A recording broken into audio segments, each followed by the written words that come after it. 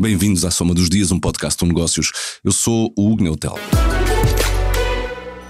Neste episódio, as novidades no aeroporto de Lisboa, com o Governo a dizer que não acredita nos pressupostos da proposta da gestora dos aeroportos nacionais. Depois, olhamos para o primeiro mês da presidência de Donald Trump nos Estados Unidos. Comigo estão o Paulo Moutinho e o Celso Filipe. Esta é a Soma dos Dias. Começamos com o novo aeroporto, depois de serem conhecidos os detalhes do relatório da ANA, a gestora dos aeroportos nacionais, sobre a nova infraestrutura. Esta semana trouxe novidades. O Ministro das Infraestruturas e da Habitação disse no Parlamento que não acredita nos prazos, no valor e no aumento das taxas previstos pela gestora dos aeroportos. Comigo está o editor executivo do Negócios, Paulo Moutinho. Viva Paulo, afinal, no meio disto tudo, o que é que está em causa? O que está em causa, essencialmente, é um processo negocial que está ainda a começar e que se vai prolongar durante algum tempo. E eu queria ir aqui à frase que é dita por Miguel Pinto de Luz no Parlamento, de não acredita no valor, não acredita no prazo, nem na curva de crescimento das taxas.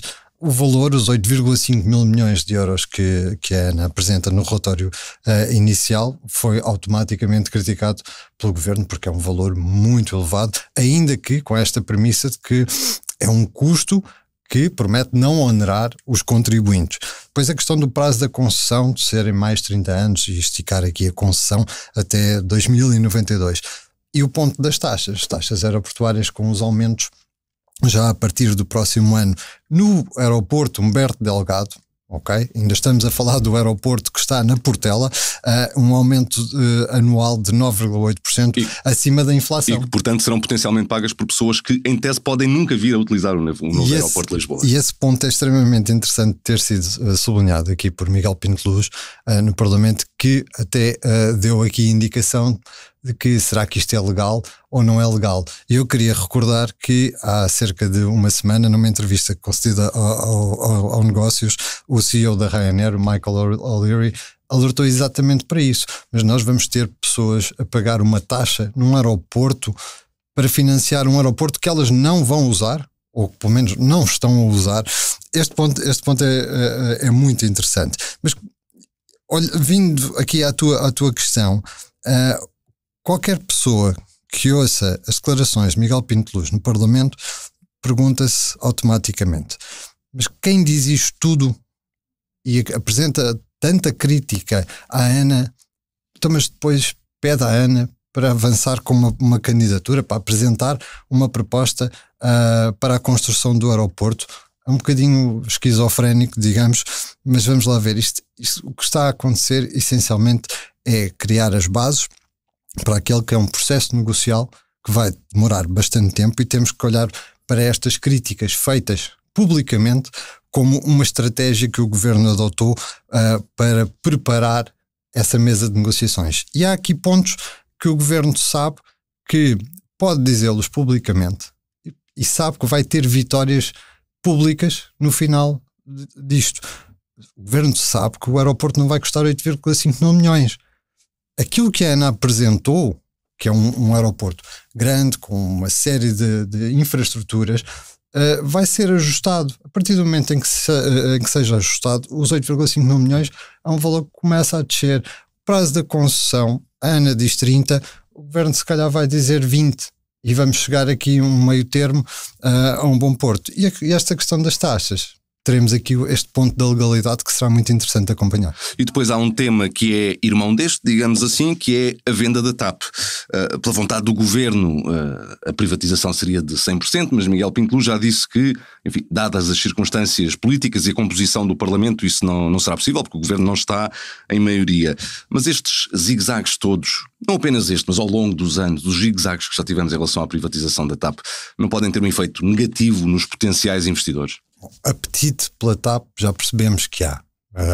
Em teoria existe uma dúzia de outras companhias que estão interessadas em comprar a TAP. Mas vamos lá ver.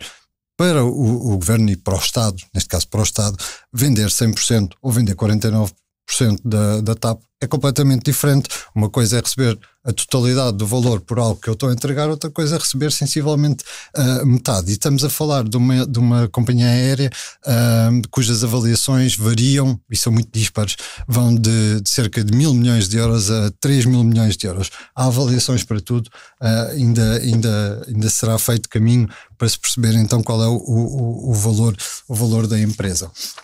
O que acontece aqui seria muito mais interessante para o Estado e para o Governo agarrar e alienar a totalidade da empresa. Resolvia um problema, está aqui a empresa agora é gerida por uma companhia privada, obviamente com pressupostos e será escolhido o comprador, nomeadamente com a questão do hub em Lisboa, manter o hub em Lisboa, que isso é extremamente importante, é um dos fatores que será tido em consideração, mas o Governo sabe que isso não é possível. O ministro Pinto Luz disse-o com todas as letras. Este é um governo minoritário e sabe que tem de negociar. E com quem é que tem de negociar? Tem de negociar com o principal partido da oposição, que é o PS. O PS que em tempos quis vender a totalidade, depois já não quer vender a totalidade. O pior que se pode fazer é arrancar um processo de privatização e ele cair a meio, porque politicamente não chegamos aqui a um ponto.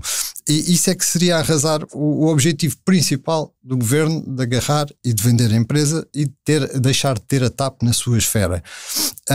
O facto de se vender 49%, ainda assim, não só não afasta interessados, porque temos, como disse há pouco, cerca de uma dúzia de interessados, mas porquê que estas outras companhias continuam interessadas? Porque elas ficam com 49% daquilo que é o capital social da empresa, mas o que o governo lhe vai dar, que o Estado lhe vai dar, é o controle da gestão da empresa. E isso tem valor. E elas querem isso e sabem que é muito importante o hub, e se esta é a condição, tudo bem, estamos prontos. Aliás, sublinharam aqui um ponto. Toda a gente já sabe mais ou menos que estes são os critérios, a base para a venda da companhia.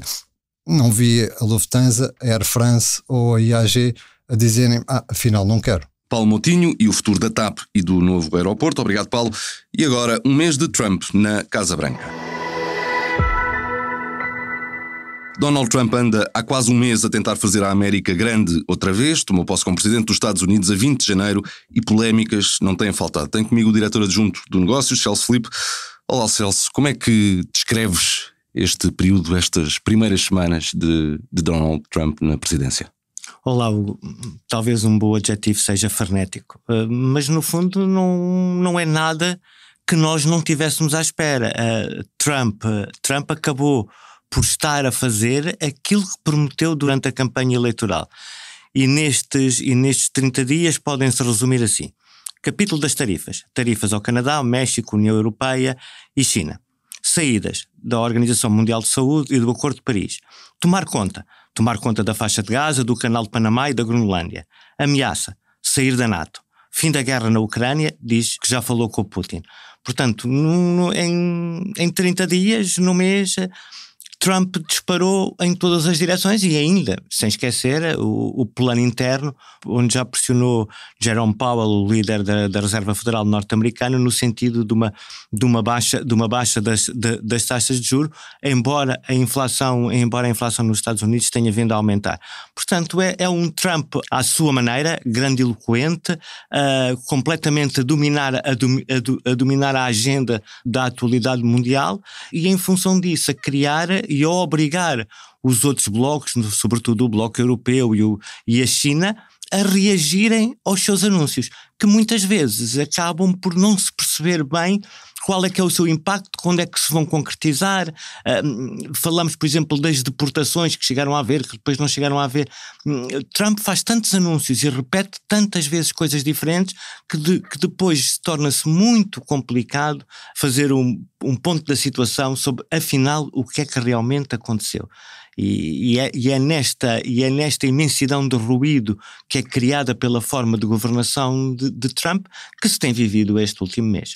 E um dos temas que foi mais debatido ao longo destas semanas foi o das tarifas, entre outros, mas este teve bastante destaque. Se esta questão das tarifas for para a frente, tal como o Trump anunciou, sendo que há alterações a meio do percurso, mas se de facto estas tarifas forem realmente implementadas como foram anunciadas, até que ponto é que podem provocar realmente uma disrupção naquilo que é a normalidade do fluxo comercial internacional? Ou já provocaram quando temos a China a queixar-se, a dizer que se vai queixar à Organização Mundial do Comércio pelos Estados Unidos estarem a praticar, a pôr em prática medidas proteccionistas. Parece que temos um mundo virado do avesso. Portanto já fez. E depois Trump tem aquele princípio que é o princípio da reciprocidade. Se nos aplicam medidas, nós aplicamos também a vocês. Isto é um bocado uma lógica manicaísta e infantil. Repara, por exemplo, em relação à União Europeia, ele fala que é preciso equilibrar a balança comercial e vamos a números.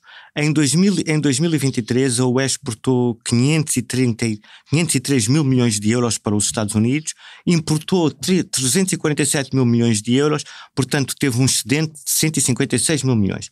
Na questão dos serviços, a UE exportou 292 mil milhões, importou 356 mil milhões e, portanto, há aqui um déficit de 104 mil milhões de euros. No conjunto, a balança é de facto favorável à União Europeia. Todavia, quando Trump diz, bom, mas vocês precisam de comprar mais petróleo nosso, mais carros nossos, o que acontece, por exemplo, na questão dos automóveis é que a indústria automóvel norte-americana não respeita as regras e a legislação em vigor na União Europeia. Portanto, de acordo com os padrões comunitários, é impossível fazer essas importações, essas compras de carros norte-americanos. Então, o que é que eu quero dizer com isto?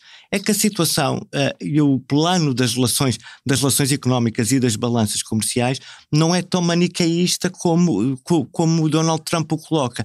Só que, no fundo, ao colocar a questão nestes termos simplistas e manicaístas, o líder norte-americano consegue um dos seus objetivos fundamentais, que é puxar a opinião pública norte-americana para o seu lado e aí concretizar, ainda que seja apenas de forma retórica, a ideia de tornar a América grande de novo, o que diríamos, é até um contrassenso, porque um país virado para si mesmo, diminuindo as suas relações para o exterior e o seu posicionamento global, só é grande em si mesmo e não grande perante os outros.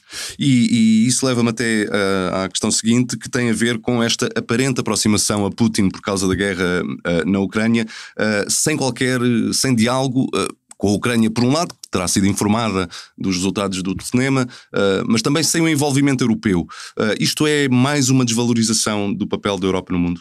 É mais uma forma de Trump considerar que a posição dominante dos Estados Unidos no mundo deve ser exercida. Tivemos o tomar conta da faixa de Gaza e depois falei com uns amigos do Médio Oriente, mas depois não percebeu com quem é que ele falou, porque os países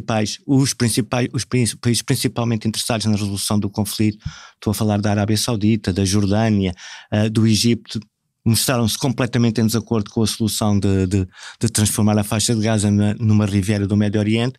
E aqui, se me permites, de forma cínica, o que Trump e Putin querem negociar mais do que a paz na Ucrânia é a riqueza do Donbass. É esta a questão que está em causa. E que, por um lado, os Estados Unidos querem ter acesso às riquezas do Donbass, sobretudo à questão das terras raras, que é fundamental para a indústria tecnológica, e a Rússia também quer assumir o controle dessa riqueza. Paradoxalmente, e por estranho que isso possa parecer, há até países da União Europeia para os quais a solução de uma Ucrânia mais pequena faz todo o sentido e é benéfica, nomeadamente países que concorrem com a Ucrânia em setores como a agricultura. O que Trump fez foi apressar e acelerar um processo negocial que era irreversível e fê-lo de tal forma que o próprio Volodymyr Zelensky, não tendo sido envolvido neste telefonema, porque este telefonema foi a 2, não foi tripartido, neste telefonema a 2, acaba por corroborar as posições de Trump. Agora, sabe-se, e eu julgo que esse será um ponto de partida fundamental, não haverá paz na Ucrânia sem Zelensky e sem a União Europeia. O que Trump aparece é a protagonizar e a ser o fator de aceleração de um processo que todas as partes, de uma forma ou de outra, querem ver resolvidos. Agora, vamos saber se Trump acredita em Putin. E digo isto porque desde 2014 já foram assinados diversos cessares-fogos entre a Ucrânia e a Rússia não violou todos eles. Portanto, o que acontece é que pode haver de novo um cessar-fogo tendente à paz e que volta a ser violado para conquistar mais um pouco de território para manter a pressão sobre a Ucrânia. Todavia, Trump fez duas coisas que de algum ponto de vista até podem ajudar a Europa. Uma é acelerar o processo de integração da Ucrânia na União Europeia, e isso do ponto de vista político pode ser fundamental para a Europa, embora seja preciso até se calhar mexer em tratados para permitir que o processo de adesão da Ucrânia seja mais célere. E por outro, veio acelerar o processo de militarização da União Europeia. A União Europeia já percebeu que não terá força política sem ter credibilidade militar, e vai avançar para ter essa credibilidade militar, independentemente de continuar a haver ou não guerra na Ucrânia. Veremos quais são os próximos capítulos da história. Obrigado, Celso. Obrigado, Paulo. Chegamos assim ao fim de mais um episódio da Soma dos Dias. Marcamos encontros para de hoje a 8, porque em todas as semanas há histórias para contar. Obrigado por ouvir. Até lá.